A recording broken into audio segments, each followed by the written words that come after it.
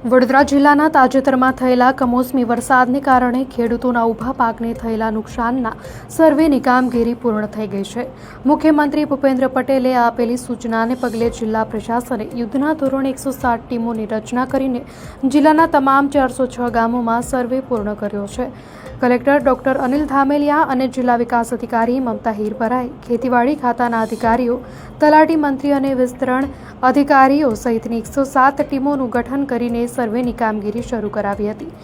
જિલ્લા ખેતીવાડી અધિકારી નીતિન વસાવાએ જણાવ્યું કે તારીખ 3 નવેમ્બરની સ્થિતિએ જિલ્લાના તમામ 8 તાલુકાના કુલ 406 ગામોમાં રોજ કામ કરવાની કામગીરી પૂર્ણ થઈ છે।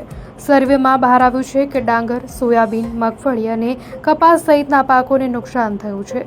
સુખલીપુરા જેવા ગામોમાં કાપણી કરેલા ડાંગરના ડુંડા ખેતરમાં જ ઉગી નીકળ્યા હોવાના દ્રશ્યો પણ જોવા મળ્યા હતા। ખેડૂતોએ રાજ્ય સરકાર દ્વારા તત્કાળ રાહત પેકેજ જાહેર કરવામાં આવે તેવી અપેક્ષા વ્યક્ત કરી છે।